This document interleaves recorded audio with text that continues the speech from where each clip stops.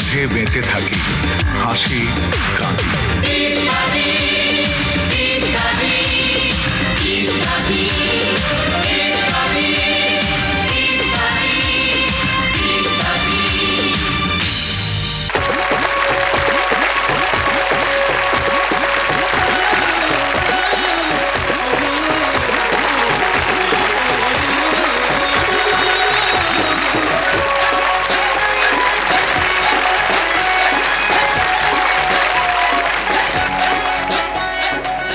পাহাড় নদী পর্যটনের প্রাচুর্যে ভরপুর মেঘালয় ছোঁয়া শেরালী গাজীর নামে এই শেরপুর। প্রকৃতির অপরূপ লীলাভূমি সীমান্ত কন্যা শেরপুরের নালিতাবাড়ী উপজেলার গাঢ় পাহাড় এলাকায় নৈসর্গিক সৌন্দর্যের নান্দনিক দৃশ্যে সাজানো এই মধুলীলা ইকো পার্কে নির্মিত ইত্যাদির এই মঞ্চের সামনে এই মুহূর্তে যারা বসে আছেন এবং এর বাইরে দেশে কিংবা বিদেশে টিভিতে বা অনলাইনে যে যেখানে যে অবস্থায় এই অনুষ্ঠান দেখছেন সবাইকে জানাচ্ছি সাদর সম্ভাষণ।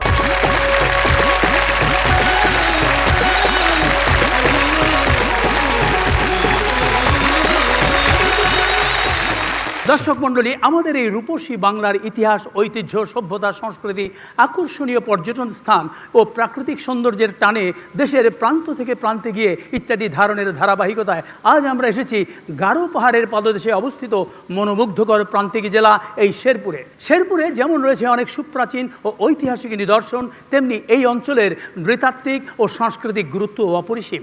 এ জেলার ছবির মতো সুন্দর বহুমাত্রিক রূপ সারা বছরই পর্যটকদের আকর্ষণ করে।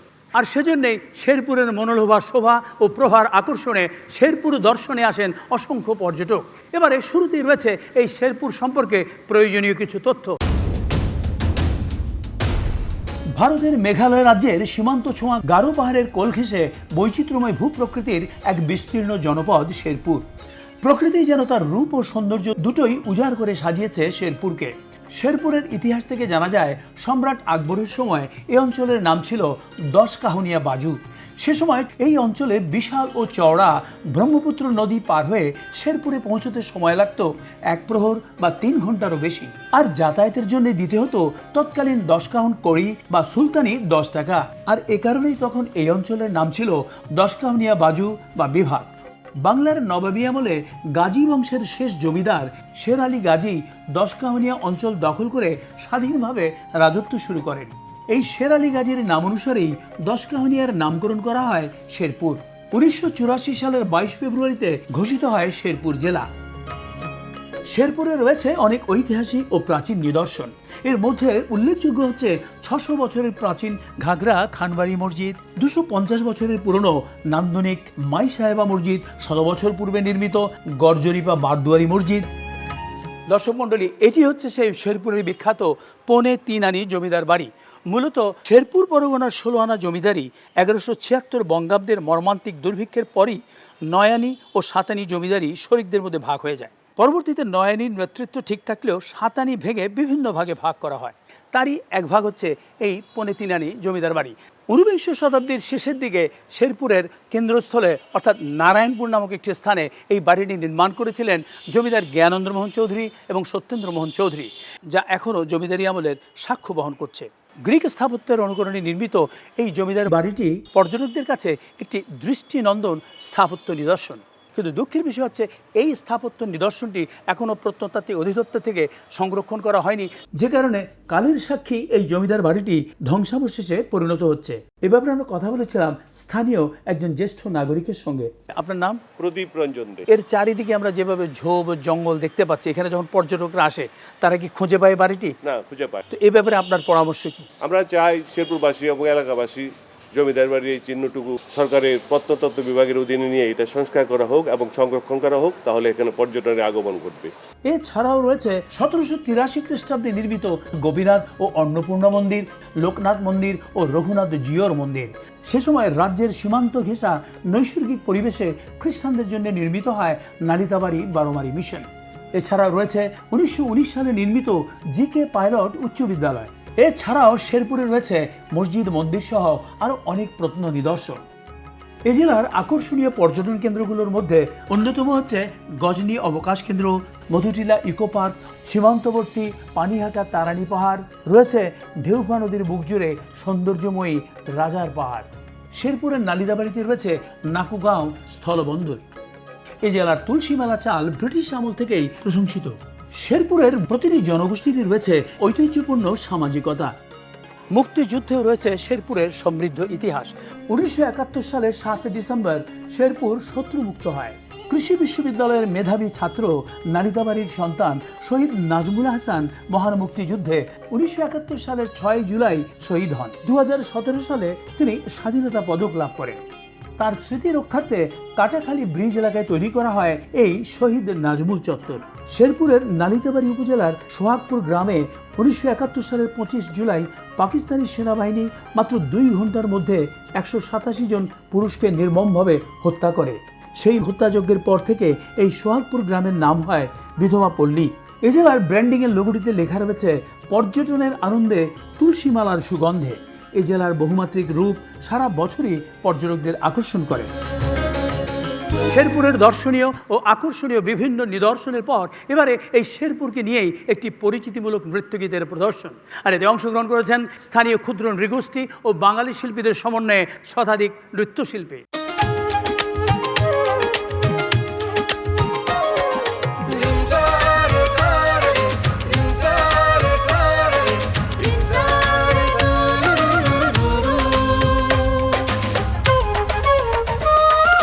উত্তরে ওই গারো পাহাড়, পাশেই ভোগাই নদী, নিতাই কংস সোমেশ্বরী বইছে নিরবধি।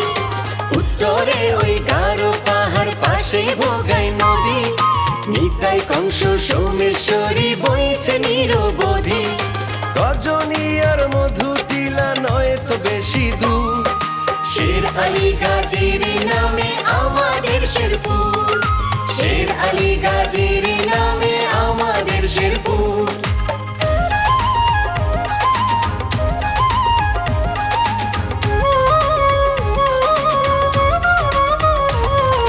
সুগন্ধি চাল তুলসী মালার সুবাস চতুর্দিকে, কালের সাক্ষী জমিদারদের প্রাসাদ আছে টিকে। সুগন্ধি চাল তুলসী মালার সুবাস চতুর্দিকে, কালের সাক্ষী জমিদারদের প্রাসাদ আছে টিকে। নৃগোষ্ঠীরা নিজের ভাষায় গায় কি সুমধুর, শের আলী গাজীর নামে আমাদের শেরপুর, শের আলী গাজীর নামে আমাদের শেরপুর।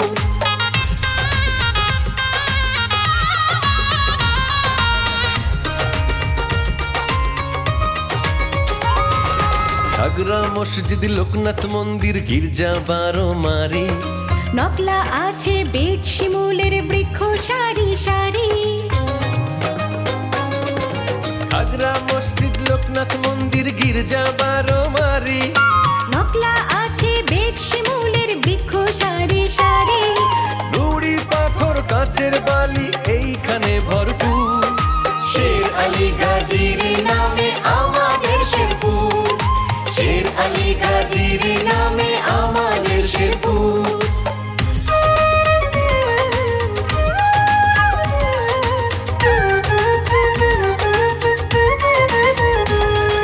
শহীদ নাজমুল এই মাটির এক যোদ্ধা মহান কৃতি, বিধবা পল্লী বয় আজও 71-এর স্মৃতি।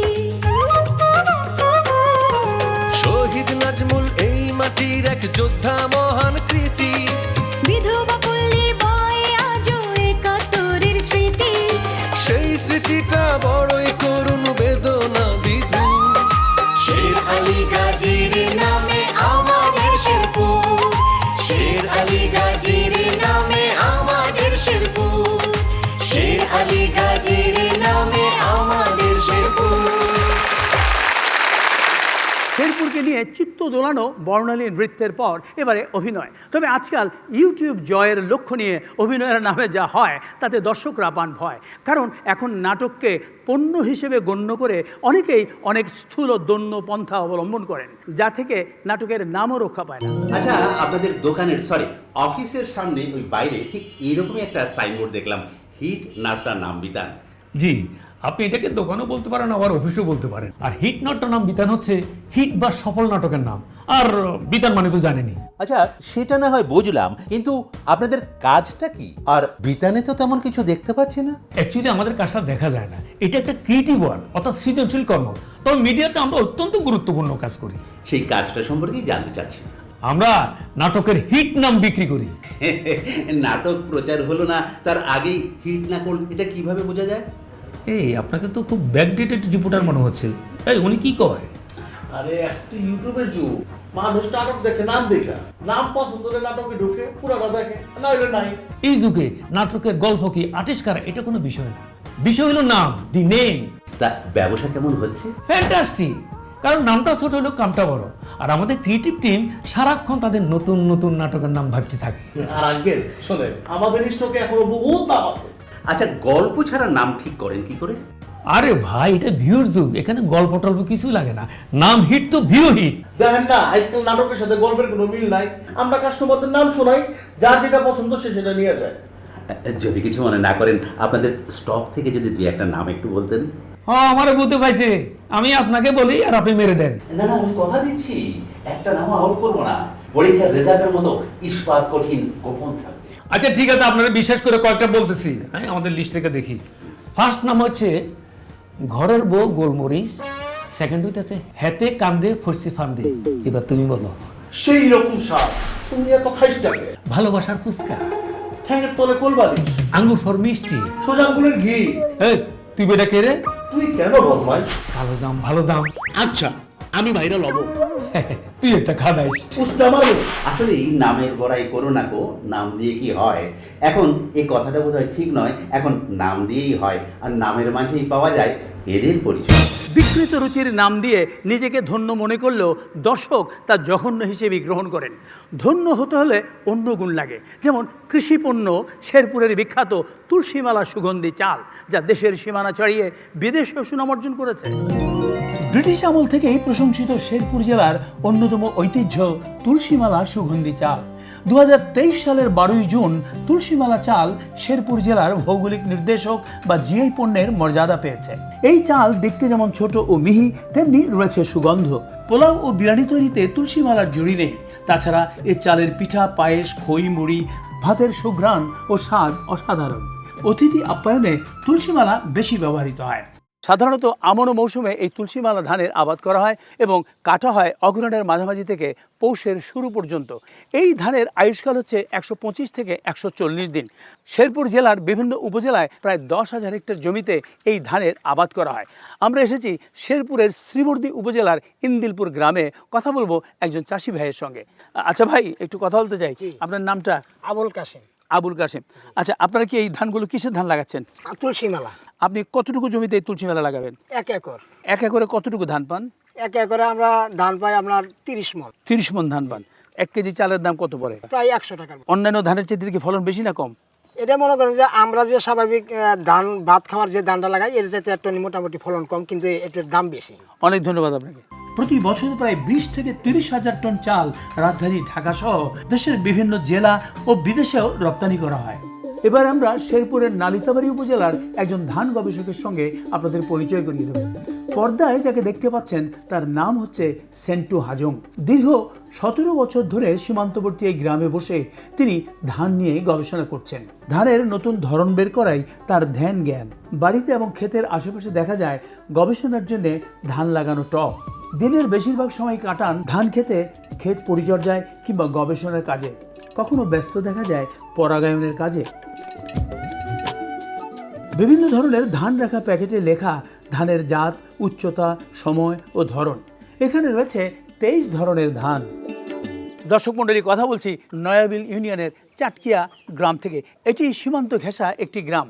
আমরা এসেছি সেন্টু হাজংয়ের বাড়িতে। আমরা এবারে কথা বলবো সেন্টু হাজংয়ের সঙ্গে। আমরা এখানে দেখতে পাচ্ছি অনেকগুলো ধানের জাত। এটা হলো স্যার কিছু আছে স্থানীয় জাত এবং আছে আমার পরাগায়ন করার বিভিন্ন রকমের জাত। দুইটার সাথে পরাগায়ন করে অথবা আরেকটা ধানের সাথে পরাগায়ন করে 23টা জাত হয়েছে। এগুলো সব নতুন জাত? জি জি স্যার। আচ্ছা, তো আপনার এই ধানগুলো কি কৃষকরা চাষ করেন? এটা প্রায় 80% শুধু আমার ধানই বিভিন্ন বাজারে এই আমার সবাই কি বলে যে এটা সেন্টু ধান? জি, এটা সবই সেন্টু ধান। আপনি ধান গবেষণা কি করে রপ্ত করলেন? ছোট থেকে আমি কৃষি কাজ করি, এটা আমার খুবই ভালো লাগে। এটা এনজিও থেকে এটা আমি শিখেছি এবং যখন থেকে আমি এটা কাজ শুরু করি তখন দেখলাম যে এটা আসলে পরিবর্তন করা যায়, ধানের কোয়ালিটি পরিবর্তন করা যায়।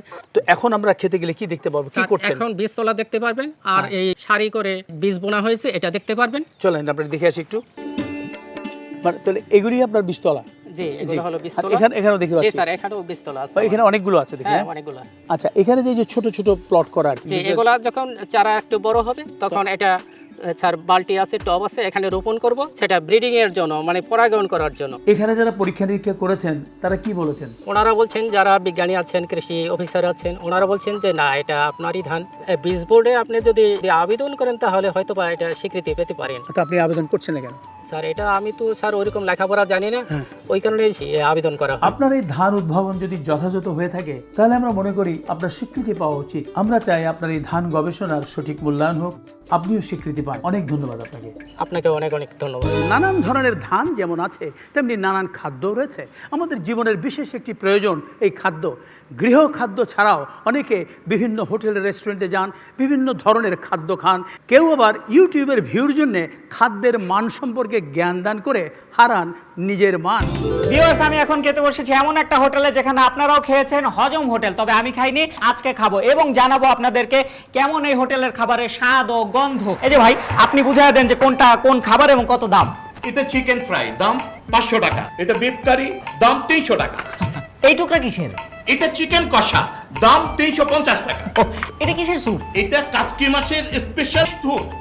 এটা কিসের খিচুড়ি? বাইং মাছ উইথ রাইস, দাম 300 টাকা। Have a good lunch. Thank you. Viewers, প্রথমে তাইলে বাইং মাছের আইটেমটা দিয়ে শুরু করি। Very uncommon item. অ্যামেজিং। তারপর আমরা একটু বিফ কারিটা ট্রাই করব। ওয়াও, ভীষণ মজা, ডিফারেন্ট টেস্ট।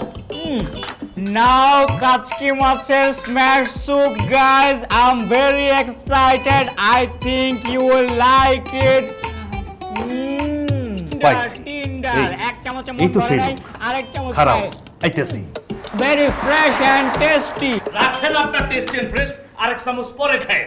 এতক্ষণ যে ওয়াও মেও করলেন আর এভাবে কইলেন যেন সুপার বাটি জীবনে প্রথম চোখে দেখছেন। তাতে আপনার কি সমস্যা? আমার ভালো লাগলে আমি বলবো না? আরে ভাই, ভালো লাগলে বলেন, সমস্যাটা হচ্ছে ভালো না লাগলেও বলেন। এই আপনি কি করে বুঝলেন যে আমার ভালো লাগে নাই? ওই যে আপনার ওয়াও মেও শুনা আর এমন ভাবে খাবার নিয়ে ভাব করলেন যেন জিহ্বায় পানি এসে যায়। আর আপনার কথা উদ্বুদ্ধ হয়ে পরিবারের সবাইকে নিয়ে খাইতে গেছিলাম। আমার ভালো লাগলে আপনার ভালো নাও লাগতে পারে। আরে ভাই, ভালো তো লাগেই নেই, খাবারের মানুষ ছিল খারাপ। ঠিক কথা কইছেন ভাই, এগো কথা শুনে খাইতে আইলে সমস্যা আছে। আরে ভাই, আমরা পরিবারের সবাই রীতিমতো অসুস্থ হয়ে পড়ছি। কতগুলো টাকাও তো নষ্ট হলো। আমরা শুনছি এইসব পাবলিসিটির জন্য ওইসব হোটেল রেস্টুরেন্ট থেকে আপনারা টাকা পয়সা পান। আর আমরা আপনার মতো কিছু কিছু ব্লগারদের কথা শুনে প্রতারিত হই। যে হারে খাইতে থাকেন কোনো বাস বিচার নেই, আরে নিজেও তো অসুস্থ হতে পারেন। তাই আমি চাই আমার যা ক্ষতি হবার হয়েছে অন্যদের যেন কোনো ক্ষতি না হয়। সুতরাং যা করবেন একটু সততার সাথে করবেন। দর্শক মণ্ডলী, শুরু করছি আমন্ত্রিত দর্শকদের জন্য পর্ব। আমাদের এই পর্বের নিয়ম অনুযায়ী আমি আপনাদের কিছু প্রশ্ন করব, আপনারা উত্তর দেবেন। যিনি সঠিক উত্তর দিতে পারবেন তিনি নির্বাচিত হবেন আমাদের পরবর্তী পর্বের জন্য। এখানে উপস্থিত এই হাজার হাজার দর্শকের মাঝখান থেকে আমরা পরবর্তী পর্বের জন্য 4 জন দর্শক নির্বাচন করব। এই অঞ্চলে বাঙালি ছাড়াও বিভিন্ন সম্প্রদায়ের ক্ষুদ্র নিগোষ্ঠী রয়েছেন। আমরা চেষ্টা করব এখানে উপস্থিত বিভিন্ন সম্প্রদায়ের দর্শকদের মধ্য থেকে 4 জন দর্শক নির্বাচন করতেন। আমার সামনে রয়েছে রানা আর এখানটা রয়েছে মামুন, তারাই সঠিক উত্তরদাতাদের বাছাই করবেন। তাহলে শুরু করছি প্রথম প্রশ্ন। শেরপুর জেলার ব্রিটিশ বিরোধী আন্দোলনের সৈনিক, বিপজ্জনক বন্দী হিসেবে যাকে 5.5 বছর আন্দামান সেলুলার জেলে রাখা হয়, বলতে হবে তার নাম কি এবং তিনি কোথায় কবে জন্মগ্রহণ করেছিলেন? না, হয়নি। এখানে একজন হলুদ গেঞ্জি, হ্যাঁ বলুন আপনি। পুরো নাম কি? পুরো নাম হলো রবীন্দ্রনাথ নিয়োগী। রবীন্দ্রনাথ নিয়োগী। তারপর? শেরপুরের গৃহনারায়ণ। হ্যাঁ, গৃহনারায়ণপুর গ্রাম। কোন সালে? 1909 সালে 29 এপ্রিল। 29 এপ্রিল, উত্তর সঠিক হয়েছে। তার জন্য করতালি। আপনার নাম? টিমোথি জিসিম। আপনি কোন সম্প্রদায়ের লোক? গারো সম্প্রদায়। এবার আমরা একজন বাঙালি দর্শককে চাই। পরবর্তী প্রশ্ন। এই শেরপুরের একটি প্রেসে বিখ্যাত সাহিত্যিক মীর মোশাররফ হোসেনের বিষাদ সিন্ধু গ্রন্থটি প্রথম মুদ্রিত হয়েছিল। বলতে হবে প্রেসটির নাম কি এবং প্রেসটির মালিক কে ছিলেন? ওখানে একজন মহিলা, বলুন আপনি। চারু প্রেস। তারপর মালিক? জমিদার চারুচন্দ্র চৌধুরী। উত্তর সঠিক আছে। আপনার নাম? রিয়া মালাকার বর্ষা। কি করেন আপনি? আমি শিক্ষার্থী। অনেক ধন্যবাদ। আমরা 2 জন দর্শক পেয়ে গেলাম। বসুন আপনি। পরবর্তী প্রশ্ন। বর্তমানে ব্রহ্মপুত্র নদের পূর্ব নাম কি ছিল? এখানে একজন, বলুন আপনি। লোহিত সাগর। উত্তর সঠিক হয়েছে। আপনার নাম? আমার নাম অর্চনা কোচ। অর্চনা কোচ, অর্থাৎ আপনি কোচ সম্প্রদায়ের লোক। হ্যাঁ, কি করেন আপনি? আমি ছাত্রী। শিক্ষার্থী। অনেক ধন্যবাদ। আমরা 3 জন দর্শক পেয়ে গেলাম, গারো, বাঙালি এবং কোচ। প্রয়োজন আরেকজন। বাকি সম্প্রদায় থেকে আপনারা উত্তর দিতে পারেন। পরবর্তী প্রশ্ন, শেরপুরেরই ঐতিহ্যবাহী তুলসীমালা ধানের চাল আঞ্চলিকভাবে কি নামে পরিচিত এবং এই চাল ভৌগোলিক নির্দেশক অর্থাৎ জিআই পণ্য হিসেবে এটি স্বীকৃতি পেয়েছে কত সালে? ওখানে একজন। আঞ্চলিকভাবে একে জামাই আদর বলা হয় এবং এর জিআই নিবন্ধন হয়েছে 12 জুন 2023 সালে। উত্তর সঠিক আছে। আপনার নাম? আমার নাম অনিক বর্মন। কি করেন আপনি? আমি বরিশাল বিশ্ববিদ্যালয়ে কম্পিউটার সায়েন্সে পড়াশোনা করছি। অনেক ধন্যবাদ। আমরা 4 জন দর্শক পেয়ে গেছি। চলে আসুন আপনারা, মঞ্চে চলে আসুন।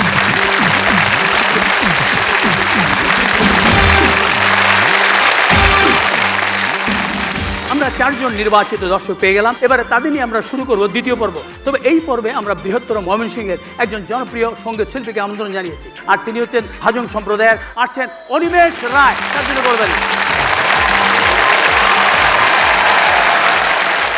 আমরা জানি এই অঞ্চলের ক্ষুদ্র নৃগোষ্ঠীদের রয়েছে মনোমুগ্ধকর সাংস্কৃতিক ঐতিহ্য এবং এখানকার গানগুলিও বেশ বৈচিত্র্যপূর্ণ এবং হৃদয় ছোঁয়া। আমরা এবার একটি আনন্দের গান শুনবো, হাজং ভাষায় গাইবে অনিমেষ। অত্যন্ত জনপ্রিয় এই গানটির কথা হচ্ছে নাসেক নাসেক হাপাল গিলা খিলাবো আজি আমরা, অর্থাৎ নাচো নাচো কচি কাঁচার দল খেলবো আজকে আমরা। গাইবে অনিমেষ। আপনাদের প্রত্যেকের হাতেই আমরা গানের এই কথাগুলো দিয়ে দিচ্ছি। অনিমেষ গানটির শুরুর মুখটুকু গাইবেন, এরপর আপনারা সবাই মুখটুকু যার যার ভাষায় অনুবাদ করে গাইবেন।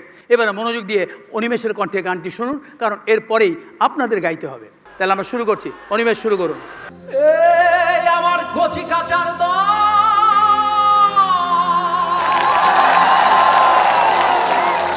দাগ দাগ দে দাং দে দাং দাগ দাগ দে দাং দাং দাগ দাগ দাগ দে দাং দে দাং দাগ দাগ দে দাং দে নাচে নাচে কপাল গেল গিরাবো আমি আমরা নাচে নাচে কপাল গেল গিরাবো আমি আমরা তোকে মকে ধরিব গাউনি মাখাবো, তোকে মকে ধরিব গাউনি মাখাবো, উবালা গাউনি আজি দেখাকিব লাগিব নাচে নাচে আপাল গিল।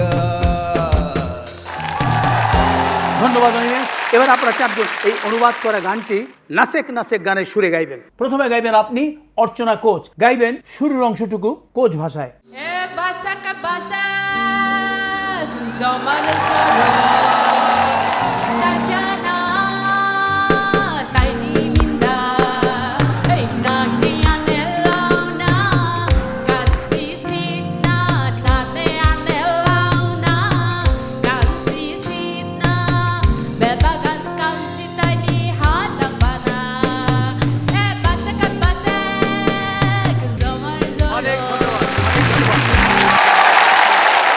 এবার আপনি স্বভাবতই বাংলা ভাষায়।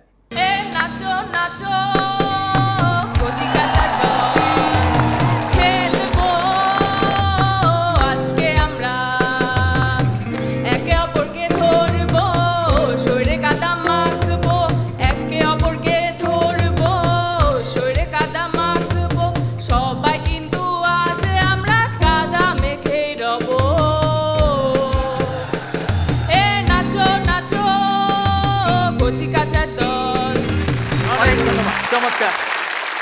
এবারে তিমতি গাইবেন গারো ভাষায়।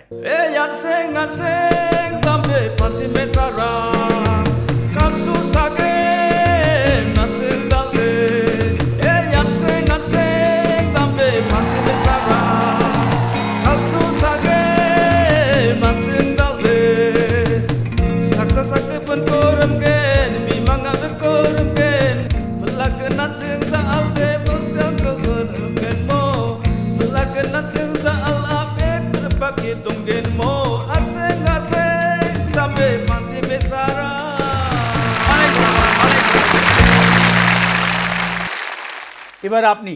গান পারি না।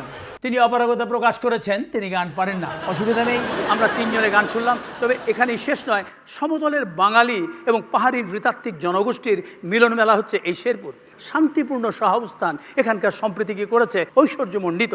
সবাই মন প্রাণ দিয়ে ভালোবাসি আমাদের এই প্রিয় মাতৃভূমিকে। তাই সবাই মিলে এবার আমরা গাইব একটি দেশের গান।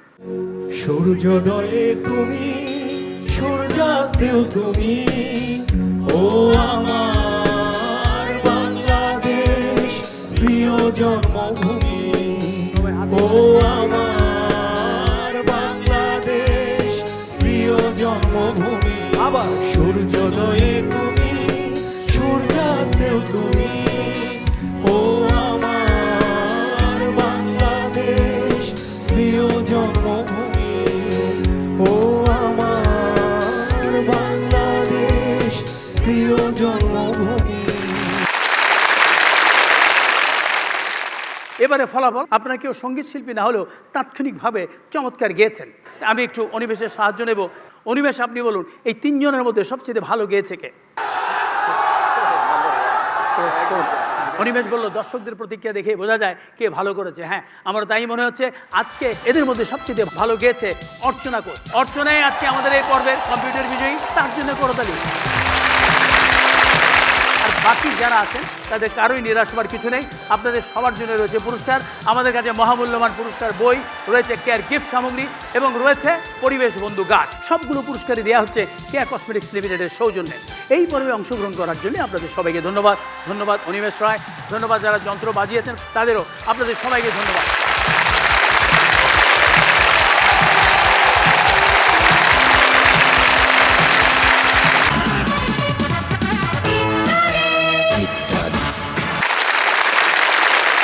কথায় আছে আগে দর্শনধারী পরে গুণ বিচারী। তবে দর্শনে আকর্ষণ হলেও হঠাৎ অসতর্ক বাক্য বর্ষণে তাৎক্ষণিক বিকর্ষণও হয়। অধ্যকার এক প্রেমিক প্রেমিকার মধ্যকার তেমনই একটি ঘটনা দেখুন। আজ তোমাকে খুব সুন্দর লাগছে। কেন, অন্যদিন লাগে না? লাগে, তবে আজকের পোশাকের ডিজাইনটা মনে হচ্ছে কোনো এক সিনেমার নায়িকাকে পরতে দেখেছি। ভুল বলছো, আজকালকার অনেক সিনেমায় এত ভদ্র পোশাক থাকে না। তাহলে তুমি নিয়মিত সিনেমা দেখো না? না, সোশ্যাল মিডিয়ায় অনেক সময় অনেক ছবি ভেসে আসে, তখন দেখি। সিনেমা দেখার সময় পাই না, তবে যদি ভালো নাটক হয় তখন দেখি। আচ্ছা, তুমি কি দেখতে পছন্দ করো? সিনেমাও দেখি, নাটকও দেখি। তুমি কি ধরনের নাটক দেখো? যেই নাটকের ভিউ বেশি সেই নাটক দেখি। তার মানে অনেক খারাপ নাটক, অশ্লীল নাটকেরও তো ভিউ বেশি হয়, তাই বলে তুমি সেগুলো দেখবে? হাজারো নাটকের ভিড়ে কোনটা ভালো কোনটা খারাপ বুঝবো কি করে? তাই ভিউ দেখে নাটক দেখি। তাহলে তোমার রুচির সমস্যা আছে। খারাপ ভালো সম্পর্কে কোনো ধারণাই তোমার নেই। তোমার কাছে ভালোর মানদণ্ড হচ্ছে ভিউ। তুমি বিষয়টা সেভাবে দেখো না। অবশ্যই দেখব। একজন রুচিশীল মানুষ কখনোই বলবে না ভিউ বেশি তাই দেখি। যেসব পরিচালকদের নাটকে নোংরামি বেশি থাকে তাদের নাটকে তো ভিউ থাকবেই, তাই বলে তুমি সেগুলো দেখবে? তুমি তো তাহলে যে কোনো মেয়ের বাইরের রূপ দেখেই তাকে পছন্দ করবে, তার অন্তরটা দেখবে না, কারণ তোমার কাছে তো ভিউটাই বড়। তুমি আসলে ভুল বুঝছো। আমি একদম ঠিক বুঝছি। তোমাদের মতো ভিউ বাস ছেলেদের সাথে সংসার করা তো দূরের কথা, এখানে বসে গল্প করাটাও ঠিক না। ইত্যাদিতে আমরা এমন কিছু নাট্যাংশ দেখিয়েছি যা সম্প্রচারের সময় বিষয়গুলোকে হাসি হাসি মুখে অনেকেই বলেছেন একটু বেশি বেশি, কিন্তু 10-15 বছর পর তার অঘটন না থেকে ঘটনা হয়ে গেছে। যেমন ইত্যাদিতে প্রথম ভিক্ষুকের হাতে মোবাইল দেখানো হয়েছিল, যা এখন সত্যি। 15-20 ফুট পানির নিচে জমি কেনা বেচা দেখানো হয়েছিল, সেটাও সত্যি। কারণ ওসব জায়গায় এখন বসতবাড়ি, ফ্ল্যাট, উন্নত রাস্তাঘাটও দেখা যাচ্ছে। যাই হোক, এবারও আমরা দেখব তেমনই একটি আগাম চিত্র। যে আজকে যে ভিক্ষা পাইছি তা দিয়া তো আমাকে দুইজনের খাওয়ানি হইব না, পোলা মায়া খাইব কি? আমার মনে হয় আমাকে ভিক্ষের স্টাইলটা বদলাইতে হইবে। আমরা কি এখন চেয়ার টেবিল নিয়ে ভিক্ষা করব? না না কাকু, আমি তো চেয়ার টেবিলের কথা বলি নাই, সিস্টেম বদলাইবেন। দুনিয়া কিন্তু বহুত আগে গেছে, সেই তুলনায় আমাকে ভিক্ষের সিস্টেমটা কিন্তু মোটেও আগে নাই। সেই জন্য বলছি যে টেকনিক বদলাইতে হইবে। কি টেকনিক? মানে আপনি তো শিক্ষিত, ক্লাস 8 পর্যন্ত পড়ালেখা করছেন, লিখতে পারেন। আপনার কি মনে আছে কাকু, এই মোবাইল যখন নতুন আসে তখন কিন্তু আপনি এই মোবাইলে ভিক্ষের কথা বলছিলেন, মানুষজন কিন্তু অবাক হয়ে গেছিলেন। সেই মোবাইলে এখন খালি কথা না, মানুষ সারা দুনিয়া দেখে। সেরকম নতুন কি সিস্টেম আছে সেইটা আপনি দেখেন। পাইছি, এআই। কই হইতাম? আরে আইতে কই নাই, সিস্টেমের নাম এআই। এইটার মানে কি কাকু? মানে বুঝলে তোই তোই খারাপ। এই যে ভাই, এআই মানে নাকি? এআই যে তোমার দরকার কি? দরকার আছে চেতেনকে, আমি তো ভিক্ষা চাই নাই। মানেটা জানতে চাইছি। আর্টিফিশিয়াল ইন্টেলিজেন্স মানে কৃত্রিম বুদ্ধি, বুঝি না, কঠিন কঠিন কথা। মাইন্ডসের বুদ্ধি, মাইন্ডসের চিন্তার ক্ষমতা যন্ত্রের মধ্যে আন্দাই গেছে। বুঝছি, আলগা বুদ্ধি। এই বুদ্ধি দিয়ে মেলা কাম করন যায়, যে কোনো বিষয়ে বুদ্ধি দেয়। সকলটা তো বুঝে নেই, বুঝে আর বান ধরেন নানি। এই হাতে কি বুদ্ধি নেন? হ্যাঁ ঠিকই কইছস। এই এআই রে জিগায় কোন সিস্টেমে ভিক্ষা করলে বেশি ইনকাম হইব। আচ্ছা কাকু, মোর মাথায় কইলে একটা প্রশ্ন আইছে, মানে এই এআই ভাইকে দিয়া আমাকে ঘুষ আর ওই জিনিসপত্রের দাম ঠিক করুন যায় না? তাহলে তো একজন মানুষ কোটিপতি আর একজন ভিক্ষা করে না। আবার উল্টা হইবার সম্ভাবনাও আছে। শুনছি এআই দেশে ফকিরের সংখ্যা বাড়াইতেও পারে। কি সব উল্টাপাল্টা কথা বলেন কাকু? উল্টা পাল্টা না, সোজা কথা কই। ফেসবুকে দেখছি এইটার কারণে ভবিষ্যতে দুনিয়ায় বহু মানুষের কাম থাকবো না, তারা এই এআই দিয়েই কাম সারবো। আচ্ছা কাকু, এই জাগো কাম থাকবে না, হ্যাগোর মধ্যে কেউ যদি মোগো এই কামটা শুরু করিয়ে দেয়, তাহলে মোগো এই ভিক্ষার সিস্টেমটা তো ঝুঁকির মধ্যে পড়িয়ে যাইবে। আরে এত চিন্তা করলে দুনিয়া আউগাইব কেমনে? এই ভিক্ষার দীক্ষা বাদ দিয়ে আমরা আবারও শেরপুরের প্রকৃতি এবং প্রাকৃতিক সৌন্দর্যে ফিরে আসি, কিছু চোখ জুড়ানো দৃশ্য দেখে আনন্দে ভাসি। দর্শক মণ্ডলী, কথা বলছি শেরপুর শহর থেকে 30 কিলোমিটার উত্তরে ঝিনাইগাতি উপজেলার সীমান্তবর্তী গারো পাহাড়ের পাদদেশে অবস্থিত আকর্ষণীয় পর্যটন স্থান গজনী অবকাশ কেন্দ্রের সামনে থেকে। এই কেন্দ্রের চারিদিকে তাকালেই দেখা যায় পাহাড়, নদী, বন, লেক, ঝর্ণা সবকিছু মিলিয়ে এক স্বপ্নীল সৌন্দর্য। ব্রিটিশ আমল থেকেই গজনী পিকনিক স্পট হিসেবে পরিচিত। অবকাশ কেন্দ্রটি প্রায় 90 একর জায়গা জুড়ে বিস্তৃত। শেরপুর জেলা প্রশাসনের উদ্যোগে আনুমানিক 200 ফুট উঁচু পাহাড়ের টিলায় নির্মাণ করা হয়েছে একটি 3তলা অবকাশ ভবন। সমতল ভূমি থেকে অবকাশ ভবনে ওঠানামা করার জন্য পাহাড় কেটে তৈরি করা হয়েছে আকর্ষণীয় আঁকা বাঁকা পদ্মসিঁড়ি। গজনী অবকাশ কেন্দ্রে ঢোকার মুখেই হাতের বাঁ দিকে রয়েছে 5 একর জায়গা জুড়ে এই বিশাল কৃত্রিম লেক। আর আপনারা দেখতে পাচ্ছেন এখানটা রয়েছে প্যাডেল বোট।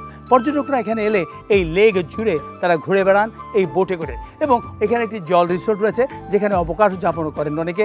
আবার অনেক পর্যটক আছেন যারা এই জল রিসোর্ট থেকে এই ভাসমান সেতু দিয়ে চলে যান ওপাশে ওই চমৎকার ঘরটিতে, যেখানে ছবি তোলার জন্য প্রয়োজনীয় ব্যবস্থা রয়েছে। এখানে এসে পাহাড়ি সৌন্দর্য দেখার জন্য এক পাহাড় থেকে আরেক পাহাড়ে যাওয়ার জন্য এই অবকাশ কেন্দ্রের পূর্ব দিকে রয়েছে এ ধরনের একটি ঝুলন্ত ব্রিজ, যেই ব্রিজ দিয়ে পাহাড়ের এদিক থেকে ওদিকে যাওয়া যায়। অর্থাৎ ওপাশের পাহাড়ে রয়েছে আবার ডাইনোসর, যে কারণে ওই পাহাড়টিকে বলা হয় ডাইনোসর পাহাড়। সবচেয়ে আকর্ষণীয় দিক হচ্ছে এই পাহাড়টির নিচে রয়েছে একটি প্রাকৃতিক লেক। এই অবকাশ কেন্দ্রের উত্তর দিকে এলেই চোখে পড়বে গারো মা ভিলেজ। ভেতরে ঢুকলেই বড় বড় অক্ষরে লেখা রয়েছে আই লাভ গজনী। পাশেই রয়েছে একটি মাশরুম আদলে ছাতা। এই ছাতার নিচে বসে নিচে তাকালেই দেখা যাবে পাহাড়ের ঢালে বিস্তীর্ণ অঞ্চল জুড়ে ধান ক্ষেত, এবং এখানে বসে পাহাড়ি জনপদের জীবনধারা উপভোগ করা যায়। অবকাশ কেন্দ্রে আসা পর্যটকদের কেনাকাটার জন্য এখানে রয়েছে 85টি বিভিন্ন ধরনের দোকান। গজনী অবকাশ কেন্দ্র থেকে এবার আমরা এসেছি মধুটিলায়। নয়নাভিরাম প্রাকৃতিক ও নৈসর্গিক সৌন্দর্য উপভোগ করার মতো অসাধারণ স্থান হচ্ছে এই মধুটিলা। শেরপুর জেলা শহর থেকে প্রায় 24 কিলোমিটার এবং নালিতাবাড়ী উপজেলা থেকে প্রায় 14 কিলোমিটার উত্তরে অবস্থিত এই মধুটিলা পার্ক, যা পর্যটকদের জন্যও এখন একটি আকর্ষণীয় পিকনিক স্পট হিসেবে ব্যবহৃত হচ্ছে। গারো পাহাড়ের এই মনোরম পরিবেশে 380 একর বনভূমিতে নির্মিত হয়েছে এই মধুটিলা ইকো পার্ক।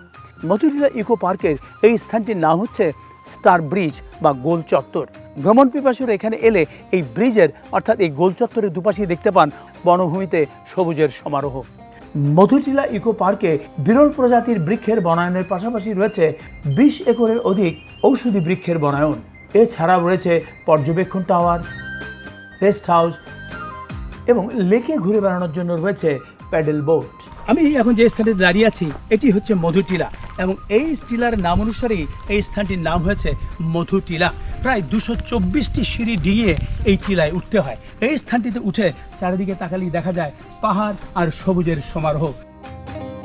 সবুজের সমারোহ আর পাহাড়ের হাতছানিতে প্রতি বছর শীত মৌসুমে সারা দেশ থেকে হাজার হাজার সৌন্দর্য পিপাসু মানুষ এখানে আসেন এই মধুটিলার অপার সৌন্দর্য দেখার জন্য। প্রাকৃতিক সৌন্দর্যের বৈশিষ্ট্য থেকে এবারে কিছু মানুষের প্রকৃতিগত বৈশিষ্ট্যের দিকে দৃষ্টি দেওয়া যায়। কথা দিয়ে যেমন মানুষ চেনা দেয়, তেমনি আবার মানুষ চেনাও যায়। এবারে তেমনি 4 চরিত্রের চিত্র দেখুন। ভাবি, আপনাকে দেখে কিন্তু আমার ভীষণ হিংসে হয়। কেন? আমি কি করলাম ভাবি? কিছুই না। আপনাকে দেখে মনে হয় ভাই আপনাকে ভীষণ সুখে রেখেছে। কি করে বুঝলেন? এই যে নিত্য নতুন গাড়ি, নিত্য নতুন শাড়ি, আবার শুনলাম নতুন বাড়িতেও উঠছেন।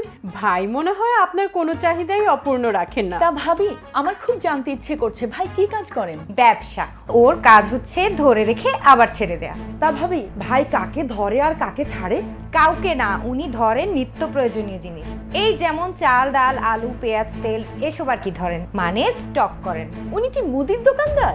না না, আমার স্বামী সিন্ডিকেটের একজন বড় সদস্য। নিত্যপণ্য ধরে রেখে অভাব তৈরি করেন, তারপর চারদিকে হাহাকার শুরু হয়, আর তখনই দাম বাড়ে, তখনই সে বেশি দামে মার্কেটে ছেড়ে দেয়। বুঝতে পেরেছি, মানুষের ভোগান্তি আর আপনাদের শান্তি। উনারটা তো শুনলাম, এবার শুনি আপনার স্বামী কি করেন? আমার স্বামীর কথা আর কি বলবো, সে তো মহাব্যস্ত। যায় সেই সকালে, ফেরে রাত 12টায়। কখনো কখনো তো রাতে ফেরেই না। এত ব্যস্ত? কি করেন উনি? নাটক বানায়, কন্টেন্ট বানায়, ওটিটি বানায়, তার কাজের কি আর শেষ আছে? ডিরেক্টর। ভাবি, ভাইয়ের নাম কি বলেন তো? আমি তো আবার ইউটিউবে অনেক নাটক টাটক দেখি। আকাশ। ও মা গো, ভাইয়ের তো আমি অনেক নাটক দেখেছি, খুব রোমান্টিক নাটক, সংলাপগুলি সেই রকম। ওইসব সংলাপ শুধু পর্দাতে, বাস্তবে অন্য চেহারা। কোথাও নিয়ে যেতে বললে বলে আমার শিডিউল নাই। আমাকে একদিন সময় দেওয়া মানে নায়িকার নাকি একদিন শিডিউল মিস? হ্যাঁ, এক শিফট নাই। এবার আপনার কথা শুনি ভাবি, আপনি তো আপনার সাহেবের কথা কিছুই বলছেন না। আমার স্বামীর কথা আর কি বলবো, আমার স্বামী তো কিছুই করেন না। কিছু করে না মানে? আগে করতেন, এখন করেন না। এখন উনি গেস্ট। গেস্ট মানে? কার গেস্ট? টকশোর গেস্ট। সেই সন্ধ্যায় যায়, ফেরে রাত 12টা 1টায়। কত করে বলি প্রতিদিন একটা টকশো করে চলে আসো, কে শোনে কার কথা? ডেইলি 3-4টা শো তাকে করতেই হবে। মধ্যরাতে ঘুমে ঢুলতে ঢুলতেই বাড়িতে আসে। ও, এখানে ভাইকে যেভাবে ঝগড়া করতে দেখি, দেখলে মনে হয় ভাইজান খুব রাগী। বাসায় কি ঝগড়া টগড়া করে না? এনার্জি থাকলেই তো ঝগড়া করবে, ওখানে যে চিল্লাচিল্লি করে, এখানে এসে কোনো এনার্জি থাকে না। তা ভাবি, এখন শুনি আপনার স্বামী কি করেন? আমি আর কি বলবো, আমারটারও প্রায় একই স্বভাব। আপনার সাহেবের তো প্রসঙ্গ লাগে কথা বলতে, আর আমার উনি কোনো প্রসঙ্গ ছাড়াই ঘন্টার পর ঘন্টা কথা বলে যেতে পারে। এ এক অদ্ভুত মানুষ। এত বছর সংসার করলাম, তবুও মানুষটাকে চিনতে পারলাম না। ভদ্রলোক করেন কি? কি আর পলিটিক্স ইত্যাদিতে আমরা বলেছি, অসৎ হলে রাত্রিদিন সোনার খাটেও নিদ্রাহীন, সৎ হলে শূন্য খাটে চিন্তাবিহীন রাত্রি কাটে। আর সেজন্যেই সবাই বিয়ে শাদীর মতো শুভ কাজে সৎ মানুষের সন্ধান করে। মেয়ে দেখার আগে আমার কিছু কথা আছে। আরেক কথাবার্তা বলার জন্যই তো ঘটক হিসাবে আমি আপনাদের দুই পক্ষরে এখানে বসিয়ে দিছি, যার যা বলার মন খুইলা বলে। অবশ্যই অবশ্যই, আমাদের কোনো আপত্তি নাই। আপনাদের কোনো প্রশ্ন থাকলে অবশ্যই করবেন। বিয়ে শাদীর ব্যাপার সবকিছু খোলামেলা আলোচনা হওয়া দরকার। আমি একজন অবসরপ্রাপ্ত কর্মকর্তা, সারা জীবন সৎ পথে চলেছি, সৎ আয় ছেলে মেয়েদের মানুষ করছি। আমিও চাই সৎ পিতার সন্তান। এই ব্যাপারে আমি আপনার গ্যারান্টি দিতে পারি। পারেন না, কারণ আপনি আপনার ব্যবসা করেন, ওনার ব্যবসা জানবেন কি করে? ব্যবসায় তার লোন আছে কিনা, ভ্যাট ট্যাক্স ঠিক মতো দেয় কিনা, ঋণ খেলাপি দুর্নীতিবাদ ছিলেন কিনা, এগুলো তো কেউ কাউকে বলে না। কিন্তু সময় মতো সব বের হয়ে যাবে। আমি আপনাদের দুইজনের সম্পর্কে দুইজনকে বলছি। যেহেতু এখন পর্যন্ত কোনো অসুখের তালিকায় আপনার নামটা দেখি নাই, তাই ভবিষ্যতে নিরাপত্তার জন্য আমাদের কয়েকটা দাবি আছে। কি দাবি? এক, বিয়ের পর আমার মেয়ের নামে কোনো ব্যাংক অ্যাকাউন্ট করা যাবে না। দুই, আমার মেয়ের নামে কোনো সম্পত্তি যেমন জমি জমা, ফ্ল্যাট, বাড়ি, রিসোর্ট এগুলোর দলিল করা যাবে না। আমার নামে যে সমস্ত সম্পত্তি আছে সবই বৈধ, ছেলের নামে যে সমস্ত সম্পত্তি আছে তাও বৈধ। সব হালাল পয়সায় কেনা। জি, সবই বৈধ। যত বৈধই থাকুক সব আপনার ছেলের নামেই থাকবে। আজকাল কোনটা বৈধ কোনটা অবৈধ এটা তো বোঝা মুশকিল। হঠাৎ দেখা যায় এক একজনের নামে শত কোটি টাকার অবৈধ সম্পদ, যা অধিকাংশই স্ত্রীর নামে এবং তাদের সন্তানের নামে। মনে রাখবেন, আমার মেয়ে আপনাদের ছেলের বউ হবে, কিন্তু ও আমাদের সন্তান। সঠিক, আপনার ছেলের তো এইসব সমস্যা নাই, সুতরাং ওনার প্রস্তাবটা আপনি মাইনা নেন। শুনেন, এখনো তো কোনো সমস্যা নেই, কিন্তু হতে কতক্ষণ? তখন তো নিজে বাঁচার জন্য স্ত্রী আর সন্তানের নামে দলিল এবং অ্যাকাউন্ট করে রাখে। স্ত্রী সন্তান হয়ে যায় তাদের অবৈধ সম্পদ রক্ষার ঢাল। সেটা বুঝছি, কিন্তু ভবিষ্যতের কথা এখন বলি কি করে? আমরাও একটু চিন্তা করি। করেন, চিন্তা করেন, আমরা কিন্তু চিন্তা করে ফেলেছি। ঘটক সাহেব, অন্য ছেলে দেখেন। আশা পূর্ণ না হওয়ায় আশাহত হয়ে বিদায় নিলেন পাত্রপক্ষ। এসব ছাড়াও লক্ষ্য করার মতো লক্ষ্য বিষয় আছে আমাদের এই দেশে, যা অবাক করার মতো। এবারে তেমনি একজন সংগ্রাহকের দুর্লভ সংগ্রহের সঙ্গে আপনাদের পরিচয় করিয়ে দেব। আর তিনি হচ্ছেন বরিশালের বানারীপাড়ার জনাব শহীদুল ইসলাম, যার শখ হচ্ছে প্রাচীন ঐতিহ্যবাহী দুর্লভ কুপিবাতি সংগ্রহ করা। একসময় কেরোসিনের এই কুপিবাতি ছিল আমাদের আধারে আলো পাওয়ার একমাত্র অবলম্বন। কালের বিবর্তনে আধুনিকতার ছোঁয়ায় হারিয়ে গেছে এইসব কুপিবাতি। একসময় আমাদের গ্রাম বাংলার অবিচ্ছেদ্য অনুষঙ্গ ছিল এই কুপিবাতি। শহীদুল ইসলামের সংগ্রহশালায় গেলে মনে হয় এটি একটি চেরাগ রাজ্য। অতীতকে বর্তমানের সঙ্গে পরিচয় করিয়ে দেয়াই তার এই কুপিবাতি সংগ্রহের উদ্দেশ্য। এখানে আছে বাহারি গড়নে বাহারি পদার্থে তৈরি বাহারি কুপি, নানান মডেল, ডিজাইন ও আকৃতির কুপি। শহীদুল ইসলাম এ পর্যন্ত 300 বিচিত্র ধরনের কুপিবাতি সংগ্রহ করেছেন। জগন্নাথ বিশ্ববিদ্যালয় থেকে স্নাতক ও স্নাতকোত্তর ডিগ্রি লাভ করার পর গ্রামে গিয়ে 2 বছর শিক্ষকতা করেছেন। তারপর ঢাকা এসে 2005 সালে বাংলা একাডেমিতে যোগ দেন। পিতা মৃত আবুল কাশেম এবং এক কন্যা সারাবান তহুরা। শুধু কুপি বাতিই নয়, তার সংগ্রহে রয়েছে আরও অনেক পুরনো ঐতিহ্যবাহী জিনিস। পানদানি, হেজাকবাতি, কাজলদানি, আতরদানি, সুরমাদানি, কোনোটি লোহার, কোনোটি বা পিতলের। অঞ্চল ও ব্যবহার ভেদে বিভিন্ন ধরনের কুপি রয়েছে তার সংগ্রহে। আমি যখন পড়াশোনা করেছি তখন কুপিবাতি জ্বালিয়ে পড়াশোনা করেছি। কুপিবাতি ছিল আমার শিক্ষার সাথী, এজন্যই কুপিবাতির প্রতি আমার একটা বিশেষ টান আছে। সেই টান থেকেই আমার কুপিবাতি সংগ্রহ করা। এগুলো হচ্ছে হেজাকবাতি, যেগুলো বিয়ের অনুষ্ঠান, গানের অনুষ্ঠানে ব্যবহার হতো। আমার মেয়ে আমার সাথে থাকতে থাকতে কোনটার কি নাম শিখে ফেলেছে। যেমন এইটা কি মা? এটা রিকশার বাতি। এটা হলো রিকশার বাতি। হ্যাঁ, এটা কি? এটা রেলের বাতি। এটা আগে রেলে ব্যবহার হতো, সেটা এখন আর দেখা যায় না। এটা কি? এটা ডোকরা গাছের পাঠিকুপি। এটা সংগ্রহ করতে আমার 2 বছর সময় লেগেছে। এটা হচ্ছে রাজকীয় কুপি, এটা রাজা বাদশারা ব্যবহার করত। এটা বিদেশে কুপি। এটা বিদেশ থেকে এনেছি, ফ্রান্স থেকে পেয়েছি। এটা ঘোড়ার কুপি। এটা ঘোড়ার গাড়ির কুপি। এটা হচ্ছে গ্যাসের কুপি। এটা দুর্গম অঞ্চলের কুপি। এটা দুর্গম অঞ্চলের কুপির কারণ হলো এটা তেল বেশি লাগে। দুর্গম অঞ্চলে তেল পাওয়া কঠিন বিধায় এটা তেল বেশি ধরে, সেজন্য এটা বড়। এগুলো মূলত কুপি রাখার স্ট্যান্ড। কোনো কোনো এলাকায় এগুলোকে গাছা বলে, আমাদের বরিশালের ভাষায় এগুলোকে বলে দেউলা। এগুলো হচ্ছে হেরিকেন। বর্তমান বৈদ্যুতিক যুগে এগুলো এখন আর ব্যবহার হয় না, কিন্তু আমি বর্তমান প্রজন্মকে দেখানোর জন্য এগুলো সংগ্রহ করে রেখেছি। এটা জেলেরা মাছ ধরার কাজে ব্যবহার করে। আজকাল তো কুপিবাতি দেখাই যায় না, হারিয়ে যাচ্ছে। আমার ইচ্ছে হলো গ্রামের বাড়িতে হলেও এই কুপিবাতি নিয়ে একটা জাদুঘর করতে চাই। শহীদুল ইসলামের কাছে তার এসব সংগ্রহ অত্যন্ত মূল্যবান সম্পদ, যা দিয়ে তিনি তার বাড়িটিকে বানিয়ে ফেলেছেন একটি আলোর জাদুঘর।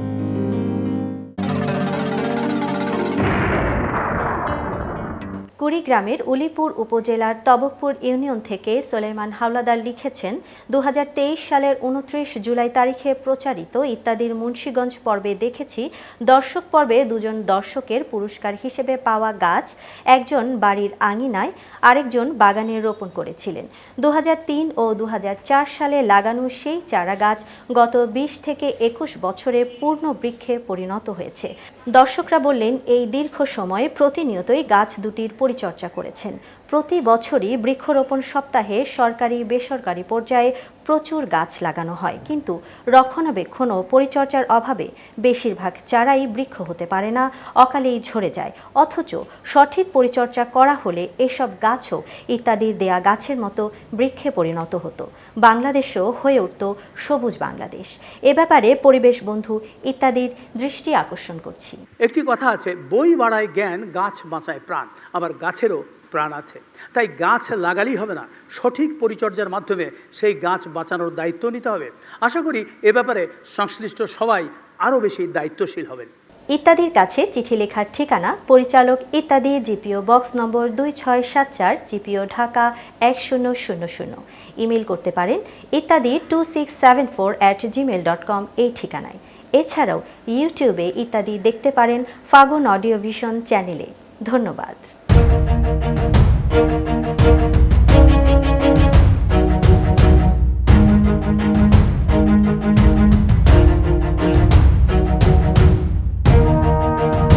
দর্শক মণ্ডলী, কথা বলছি চীনের রাজধানী বেইজিং থেকে।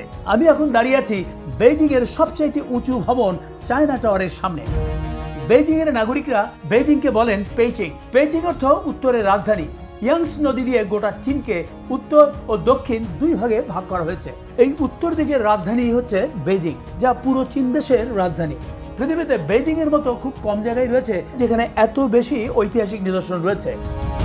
আমি যে টাওয়ারটির সামনে থেকে এখন কথা বলছি এটি সিবিডি অর্থাৎ সেন্ট্রাল বিজনেস ডিস্ট্রিক্টের কেন্দ্রস্থল হুয়াংহুয়া রোডে অবস্থিত। 2020 সালের জরিপ অনুযায়ী বেইজিং এর এই সিটি টাওয়ারটি বিশ্বের উঁচু ভবনের তালিকায় 8ম স্থানে রয়েছে। 108 তলা বিশিষ্ট এই ভবনটির উচ্চতা হচ্ছে 1732 ফুট। চীনের বিভিন্ন উৎসবে ব্যবহৃত এক ধরনের ঐতিহ্যবাহী পাত্রের অনুকরণে এই টাওয়ারের নকশা করা হয়। ভবনটির আয়তন হচ্ছে 2,12,50,000 বর্গ ফুট আর এর নির্মাণ কাজ শুরু হয়েছে 2012 সালে এবং শেষ হয়েছে 2018 সালে। ভবনটিতে রয়েছে কিছু গুরুত্বপূর্ণ অফিস এবং শপিং সেন্টার। আর আমার বাঁদিকে যে অসাধারণ স্থাপনাটি দেখতে পাচ্ছেন এটি হচ্ছে চীনের কেন্দ্রীয় টেলিভিশনের সদর দপ্তর, সংক্ষেপে সিসিটিভি অর্থাৎ চাইনিজ সেন্ট্রাল টেলিভিশন। এটিও বেজিং এর সেন্ট্রাল ডিস্ট্রিক্টে অবস্থিত। 50,90,000 বর্গফুটের 51 তলা এই ভবনটির উচ্চতা 768 ফুট। বিশ্বের বৃহত্তম অফিস ভবনগুলোর মধ্যে এই ভবনটিও একটি। বিশ্বের স্থাপত্য সমালোচকেরা এই টেলিভিশন কেন্দ্রটির কাঠামোকে এই শতাব্দীতে নির্মিত স্থাপত্যের সর্বশ্রেষ্ঠ কাজ হিসেবে সম্মানিত করেছেন। শুধু তাই নয়, প্রাচীন স্থাপত্য শিল্পের সংরক্ষণাগারের পাশাপাশি বিশ্বের সবচেয়ে আধুনিক ভবনগুলোর আঁতুড়ঘরও বলা হয় এই বেইজিংকে। 2001 সালে মনোনয়ন লাভের পর বেইজিং 2008 সালে 29তম গ্রীষ্মকালীন অলিম্পিক প্রতিযোগিতা এবং 2022 সালের শীতকালীন অলিম্পিক প্রতিযোগিতার আয়োজক শহর হিসেবেও নির্বাচিত হয়। তাছাড়া এই একটি শহরেই রয়েছে ইউনেস্কো ঘোষিত 7টি ওয়ার্ল্ড হেরিটেজ বা বিশ্ব ঐতিহ্যের স্থান।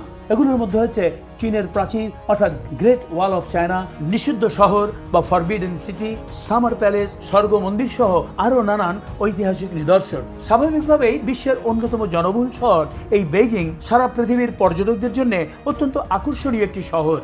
এবারে চলুন ঘুরে আসি গ্রেট ওয়াল অফ চায়না অর্থাৎ চীনের প্রাচীরে। টিকিট সংগ্রহ করার পর বিশেষ ধরনের গ্লাস কেবল কারের মাধ্যমেও প্রাচীরে যাওয়া যায়। আর এই কেবল কার পর্যন্ত যাওয়ার জন্য রয়েছে বিশেষ বাসের ব্যবস্থা। আর এই বাস থেকে নেমে কেবল কার পর্যন্ত যেতে পর্যটকদের হাঁটতে হয় প্রায় 200 মিটার উঁচু নিচু পথ। আপনারা পর্দায় দেখতে পাচ্ছেন বিরতিহীনভাবে একটির পর একটি কেবল কার পর্যটকদের নিয়ে যাচ্ছে প্রাচীরের উপর। দর্শক মণ্ডলী, কেবল কার থেকে নেমে পর্যটকরা প্রথমে এই স্থানটিতে জড়ো হন, তারপর এখান থেকেই সিঁড়ি বেয়ে উঠে যান প্রাচীরের ওপর।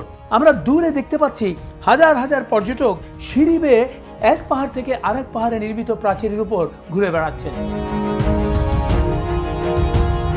দর্শক মণ্ডলী, কথা বলছি চীনের মহাপ্রাচীরের উপর থেকে। পৃথিবীর সপ্তাশ্চর্যের একটি চীনের এই মহাপ্রাচীর মানুষের হাতে তৈরি পৃথিবীর সবচেয়ে বড় স্থাপত্য। আকাশ থেকে দেখলে মনে হয় বিশাল আকার একটি সাপ যেন এঁকে বেঁকে চলছে। পাথর ও ইট দিয়ে তৈরি পৃথিবীর দীর্ঘ এই নিরাপত্তা বেষ্টনীটি 2300 বছরের পুরনো। খ্রিস্টপূর্ব 7ম শতক থেকে খ্রিস্টীয় 16 শতক পর্যন্ত চীনের বিভিন্ন সম্রাটের সময় উত্তর সীমান্ত রক্ষা করার জন্য এই প্রাচীর তৈরি করা হয়। এর নির্মাণ কাজ শুরু করে সাং সাম্রাজ্য, নির্মাণ চালিয়ে যান হান সাম্রাজ্য এবং নির্মাণ শেষ করেন মিং সাম্রাজ্যের শাসকরা। এটি চীনের সাংহাই পাস থেকে শুরু হয়ে শেষ হয় লোপনুরে। চীনের এই প্রাচীরটি 5 থেকে 8 মিটার উঁচু অর্থাৎ প্রায় 16 থেকে 26 ফুট উঁচু। এর দৈর্ঘ্য হচ্ছে 8850 কিলোমিটার। কিছু কিছু স্থানে প্রশস্ত প্রাচীরের উপর চলাচলের জন্য প্রশস্ত রাস্তাও রয়েছে। কথিত আছে চীনের মহাপ্রাচীরের এসব প্রশস্ত রাস্তা দিয়ে 12 জোড়া ঘোড়া একসঙ্গে চলাচল করতে পারত।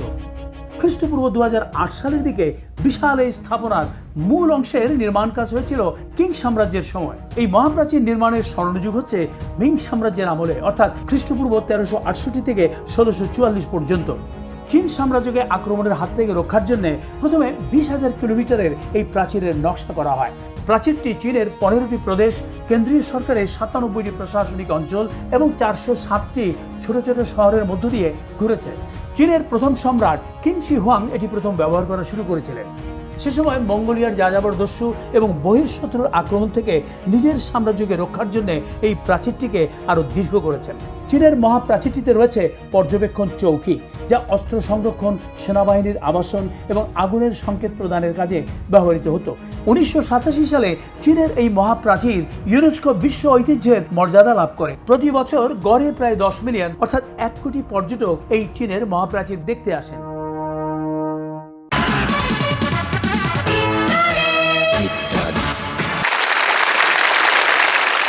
একটি প্রবাদ আছে, চুরি বিদ্যা মহাবিদ্যা যদি না পড়ে ধরা। কিন্তু এই ধরাকে ধার না ধরে নানান অপকর্ম করে যারা মোটা তাজা সরু গরু কেনেন, এখন তাদের সবাই চেনেন। তাদের মুখের কথা নীতির, কিন্তু আচরণটা ভীতির। যা বলি তাই শুনবি, বুঝছো? তাই কিন্তু বড় ঝামেলা পড়ে যাবো, আমার বুঝিস না।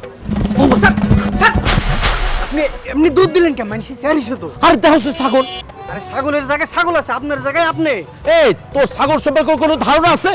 অবশ্যই আছে, আমি জানি। পাগলে কিনা কয়, ছাগলে কিনা খায়, ছাগল সব খায় স্যার। তবে এটা ঠিক, ইদানিং ছাগল কিন্তু ইজ্জত সবার খাইতে পারে। আমি ও চেহারা দেখতে চাই না। আপনি তো ছাগল কিনবেন না, ছাগলের মাংস কিনবেন। এত বড় সাহস আমার, আমি ছাগলের মাংস খাবো? এটা তো পেটে ঢুকবো না। স্যার আপনি ছাগল নিয়ে এত টেনশন করতেছেন কেন? ডরে ডরে কখন কি করে ঠিক নাই। আপনি তো লাখ লাখ টাকার ছাগল কিনবেন না, আপনি কিনবেন 2-3 কেজি ছাগলের মাংস। এত চিন্তার কি আছে? ছাগলের যে কি ক্ষমতা এটা তুই বুঝবি না। ছাগলের কারণে ছাগলের মালিক বেশি না যায়, অ্যাগ্রো সিন্ডিকেটের খবর পাওয়া যায়, দুর্নীতির তথ্য পাওয়া যায়। আপনার ওইসব বুঝনের কাম নাই, আবার ডরানেরও কাম নাই। যে চোর হে ডরাইব, কয় না চোরের মন পুলিশ পুলিশ। এখন দেখি কথাটাই চেঞ্জ হয়ে গেছে, চোরের মন ছাগল ছাগল। এই ছাগল ভীতি দেখে বোঝা যায় দুর্নীতির গতি ও নীতির দুর্গতি সমাজে কত ক্ষতিকর প্রভাব ফেলেছে। বাজারের এই হাঁসকাণ্ড তারই বহিঃপ্রকাশ। ভাই আপনার হাঁসটার দাম কত? দাম দর করবেন না, একদমই নেবেন? আমি এক কথার মানুষ। আমিও এক কথার মানুষ, একদম 5 লাখ। 5 লাখ? এরে ভাইয়া চক্কর খেলেন মনে হয়। জীবনে প্রথম হাঁসের দাম 5 লাখ টাকা শুনলাম। হাঁসের দাম 5 লাখ টাকা শুনি ভিমরি খাইলেন। গরু ছাগলের দাম শুনেন না, কোটি টিয়া, 15 লাখ টিয়া। এসব দাম শুনি আশ্চর্য হওয়ার কোনো কারণ নাই ভাইয়া। এসব দামেই এখন পশু বিক্রি হয়। কারণটা কি? বংশমর্যাদা ভাইয়া। নবাব সিরাজউদ্দৌলার সময় এই হাঁসের পূর্বপুরুষগণ ওই নবাবের আশেপাশে থাকতো আর ফ্যাক ফ্যাক ফ্যাক ফ্যাক করে ডাকতো। আর যদিও এটা ব্যাপক বিস্তৃতি হয় 1901 সালে। নাম হচ্ছে খাকি ক্যাম্বেল। মিসেস ক্যাম্বেল এই জাতির উদ্ভাবন করছেন। এটার উৎপত্তি স্থল ইংল্যান্ডে। এই খানদানি রাজহাঁসের ইতিহাস অনেক লম্বা রে ভাইয়া। আমি ইতিহাস দিয়ে কি করবো? আমি তো খাবো না রে ভাই, খান যাবে না। এটারে সামনে রাখি আপনি ভাত খাইবেন আর আশায় থাকবেন এটারে একদিন না একদিন আপনি খাইতে আসবেন। খাওয়ার জন্য এত টাকা দিয়ে হাঁস কিনবো? না না, প্রথমে তো খাইবেন না। প্রথম কিছুদিন এই হাঁসের আভিজাত্য বংশমর্যাদা আপনাদের গর্বিত করবে। You will be proud of this হাঁস। কিন্তু বুঝতে পারবেন না কত বড় বার সামনে ফরে নেবে। আরেকটা কথা, আপনি যদি ঋণ খেলাপি, ঘুষখোর, দুর্নীতিবাজ, অবৈধ আয় কয়েকটা রিসোর্টের মালিক না হয়ে থাকেন, 10 লাখ টাকা দিলে হাঁস আপনার কাছে বিক্রি করুন নিমে আমি। কেন? আমি এর কষ্ট সহ্য করতে পারতাম না ভাইয়া। একমাত্র অবৈধ সম্পদ লুটেরা দুর্নীতিবাজ ছাড়া এর যত্ন কেউ নিতে পারবে না ভাইয়া। বৈধ আয় তো আমার এই হাঁস পালা সম্ভব না। আপনি যে আমাকে এত কথা বললেন, আপনার কি মনে হয় এই হাঁস কেনার ক্ষমতা আমার আছে? বাইরে মানুষের চেহারা দেখে বোঝা যায় না কার হাত কত লম্বা। দেখেন না এক ছাগলের কত ক্ষমতা, এই ছাগলের কত ঝামেলা হচ্ছে। কে জানতো তলে তলে এত কিছু। এবারে গান। কবির বকুলের লেখা এবং মেহেদির সঙ্গীত আয়োজনে গানটি গাইবেন শেরপুরের পালাগানের শিল্পী তারা বয়াতি এবং পান্থ কানাই।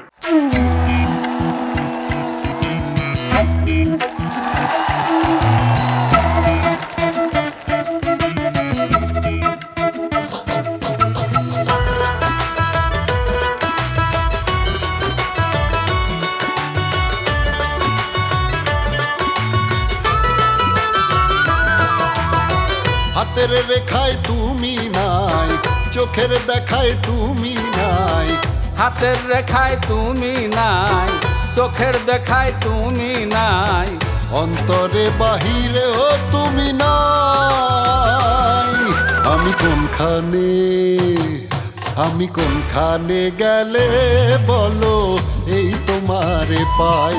আমি কোনখানে গেলে এখন এই তোমার পাই।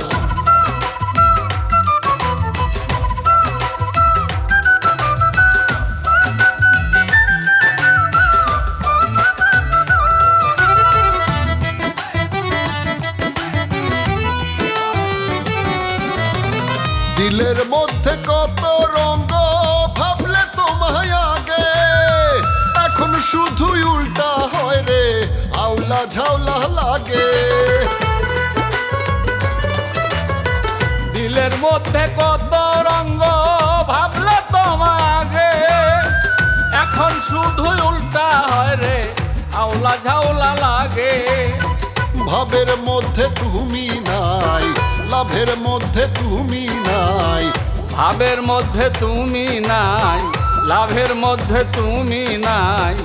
অন্তরে বাহিরে তুমি নাই। আমি কোনখানে, আমি কোনখানে গেলে বলো এই তোমারে পাই। আমি কোনখানে গেলে এখন এই তোমারে পাই।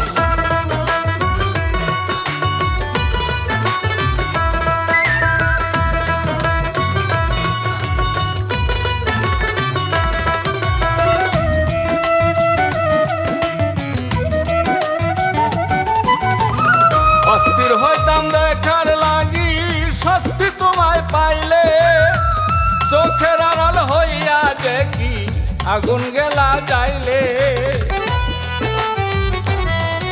আহা অস্থির হইতাম দেখার লাগি স্বস্তি তোমায় পাইলে, চোখের আড়াল হইয়া কি যে আগুন গেলা যাইলে। রাগের মধ্যে তুমি নাই, অনুরাগেও তুমি নাই। রাগের মধ্যে তুমি নাই, অনুরাগেও তুমি নাই। অন্তরে বাহিরে তুমি নাই। আমি কোনখানে, আমি কোনখানে গেলে বলো এই তোমারে পাই। আমি কোনখানে গেলে এখন এই তোমারে পাই। আমি কোনখানে গেলে বলো এই তোমারে পাই। দর্শক মণ্ডলী, ইত্যাদি যখন যেখানে যায় সাথী হয় নানি আর নাতি। দেখা যাক আজ এই গাঢ় পাহাড়ের কোল ঘেঁষে সবুজ পরিবেশে মধু টিলার মঞ্চে এসে নানি আর নাতি কোন কথা নিয়ে করছে মাতামাতি।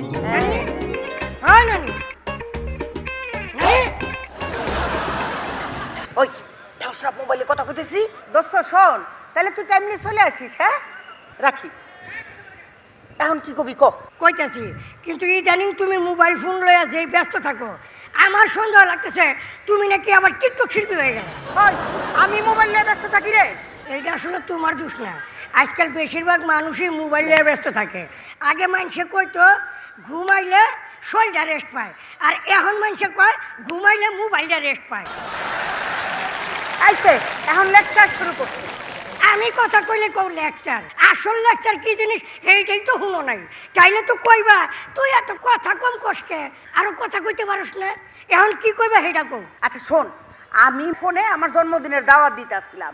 এই যে সবাইরে দেখি ফেসবুকে কি জাঁকজমকপূর্ণ জন্মদিনের অনুষ্ঠান করে, তাই ভাবছি এইবারকার জন্মদিনে আমার জন্মদিনের অনুষ্ঠানটা জাঁকজমক কইরা করুম, আর সবাইরে কাচ্চি বিরিয়ানি খাওয়ামু, তারই দাওয়াত দিতেছিলাম। আচ্ছা এখন তোমার ওই বান্ধবী নানি গুলোকে আমার কামটা কি সেটা কও।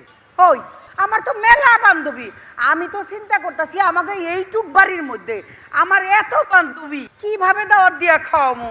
ভাগে ভাগে খাওয়াইবা। জন্মদিনের প্রথম দিন 5 জন, জন্মদিনের দ্বিতীয় দিন 5 জন, জন্মদিনের তৃতীয় দিন 5 জন, এইভাবে জন্মদিনের 10 দিন পর্যন্ত খাওয়াই দিবা। এই যে পণ্ডিত, এত যে মানুষের ভুল ধরস, নিজের ভুল করো সেটা বুঝোস না। জন্মদিন তো একদিনই হয়, প্রথম দিন, দ্বিতীয় দিন, তৃতীয় দিন কেমনে দিব? যেমনি টেলিভিশনে দেয়, দেখো না টেলিভিশনে ঈদের দ্বিতীয় দিন, তৃতীয় দিন, চতুর্থ দিন, এইভাবে ঈদের 10 দিন পর্যন্ত ঈদ অনুষ্ঠান মেলা হয়। কি কষ্ট! এখন তো নানি সব ব্যবসা। আগে তো এত চ্যানেলও আসলো না, এত ব্যবসাও আসলো না। আগে বিজ্ঞাপন দেখলে মানুষে গাল দিত। কি কর?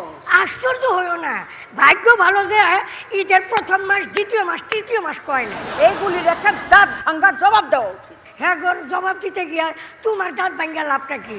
এতে কি অনুষ্ঠান ভালো হইব? বইতে তুমি তোমার দাঁতগুলো হারাইবা। তাই নানি, তুমি তোমার বান্ধবীকে লইয়া এই মধু টিলায় আসা তুমি তোমার জন্মদিনটা পালন করো, তাইলে একটা নতুন চমক হইব, একটা জায়গাও দেখা হইব, আর তোমার জন্মদিনটা একদিনে হয়ে যাবো, 10 দিন ভাঙ্গা লাগবো না। নাতি, তোর এই বুদ্ধিটা আমার খুব পছন্দ হয়েছে। আমি সবসময় ভালো বুদ্ধি দেই। তো এখন নানি, তোমার বান্ধবী নানি করে এখনই ফোন লাগাও, কও যে লোকেশন চেঞ্জ, শেরপুর মধু টিলারে।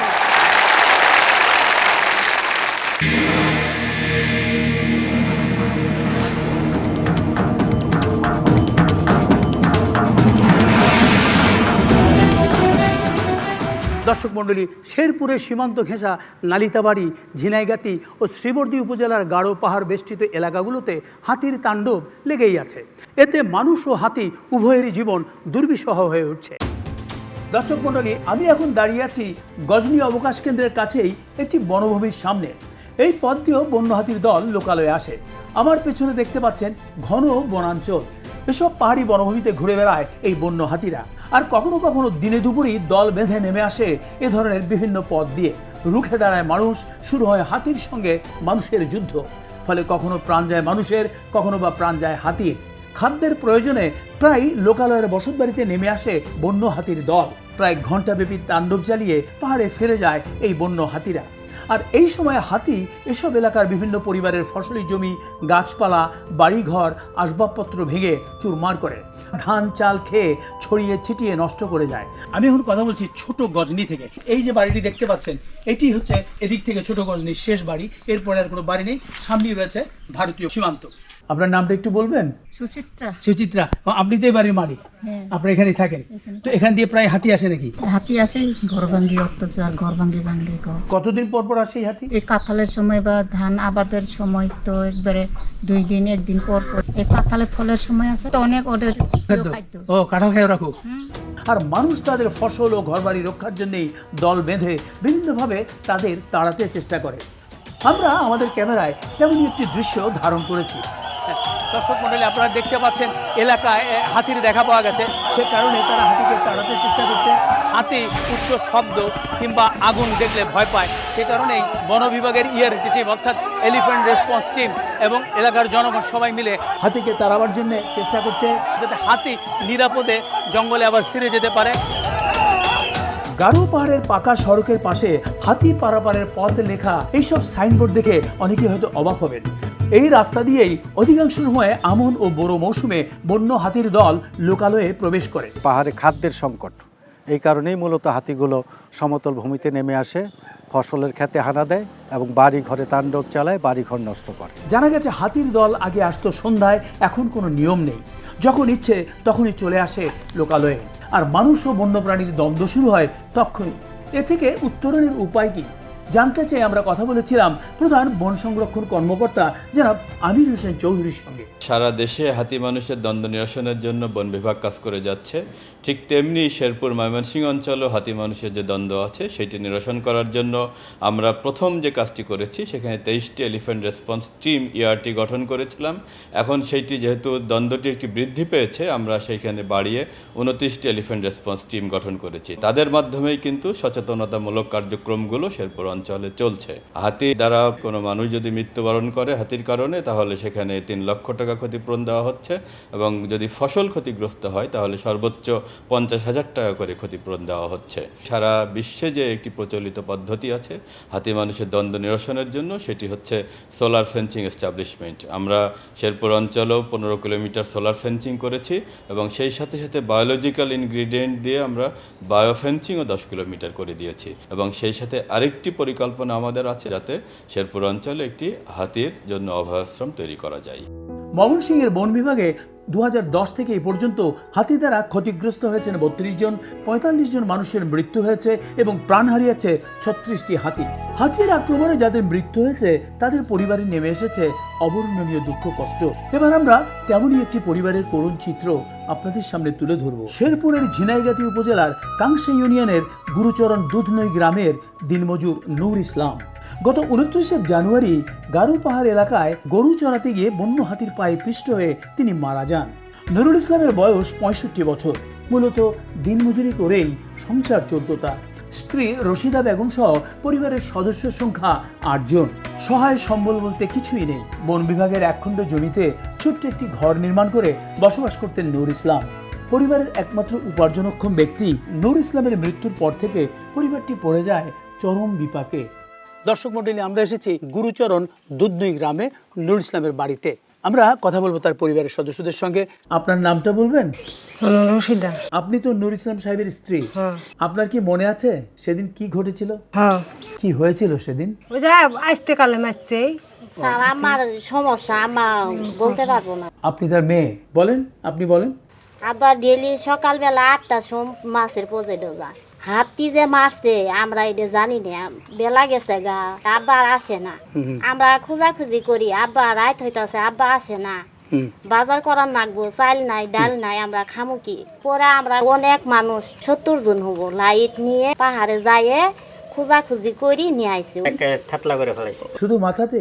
জি, মাথাতে থেতলা করছে। এখন আপনি কি করছেন?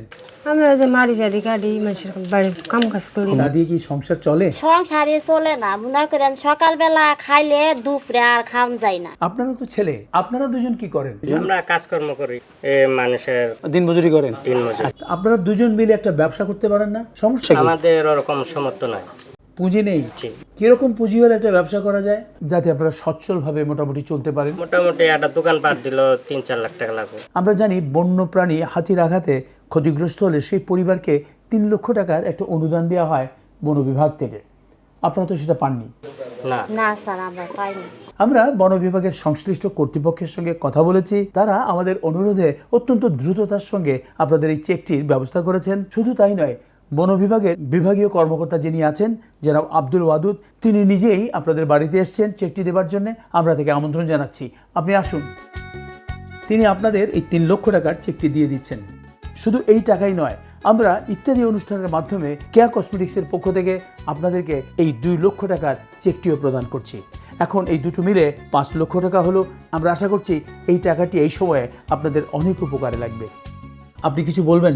ওনারা জানুয়ারি মাসের শেষ প্রান্তে এসে এই দুর্ঘটনাটা ঘটেছে এবং ওনারা আবেদন করেছেন। এই আবেদনগুলো পরীক্ষা নিরীক্ষা করে আমরা ভেরিফাই করে মাঠ পর্যায়ে এটা করতে একটু সময় নেয়। সবকিছু সমাপ্তির প্রান্তেই এসে যখন আপনার মাধ্যমে শুনতে পেলাম এই পরিবারটি এভাবে দুর্গত অবস্থায় আছে, তারা অর্থকষ্টে ভোগ করতেছে, তখন আমি আমার উদ্বোধন কর্তৃপক্ষের সাথে এবং আপনি নিজেও যোগাযোগ করেছেন, আমার প্রধান বন সংরক্ষক মহোদয় অত্যন্ত আন্তরিকতার সাথে সেই জিনিসটা গুছিয়ে এনে সেটা হস্তান্তরের জন্য অনুমতি দিয়েছেন।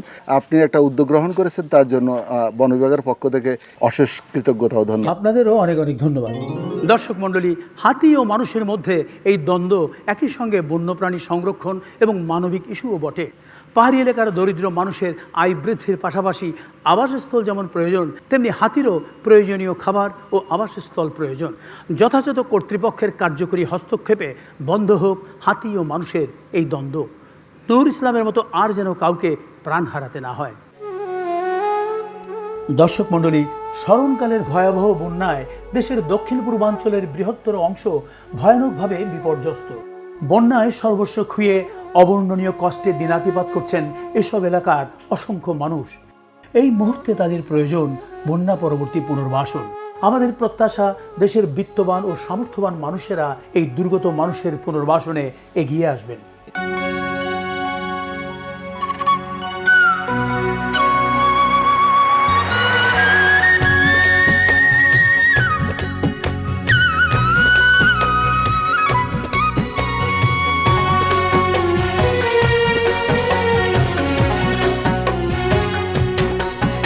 আছে বন্যা প্লাবন খরা, আছে দুঃখ কষ্ট জরা, তারপর এই দেশ আমাদের প্রাণ প্রাচুর্যে ভরা।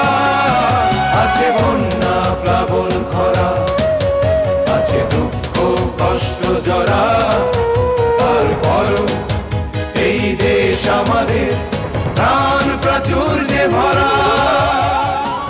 দর্শক মণ্ডলী, আমাদের এই প্রাণ প্রাচুর্যে ভরা দেশটিতে আমরা যেন সব সীমাবদ্ধতাকে জয় করে দেশপ্রেমে উদ্বুদ্ধ হয়ে দেশকে ভালোবাসতে পারি, অটুট রাখতে পারি ঐক্যের বন্ধন। ছাত্র জনতার ঐক্যবদ্ধ আন্দোলনের মধ্য দিয়ে নবীন প্রবীণের সমন্বয়ে গঠিত অন্তর্বর্তী সরকারের কাছে আমাদের প্রত্যাশা একটি বৈষম্যহীন, দুর্নীতিমুক্ত, গণতান্ত্রিক, সুন্দর আগামীর বাংলাদেশ। আর এই আন্দোলনে যারা শহীদ হয়েছেন এবং ভয়াবহ বন্যায় যারা প্রাণ হারিয়েছেন তাদের আত্মার শান্তি কামনা করে শেষ করছি আমাদের আজকের ইত্যাদি। খোদা হাফেজ।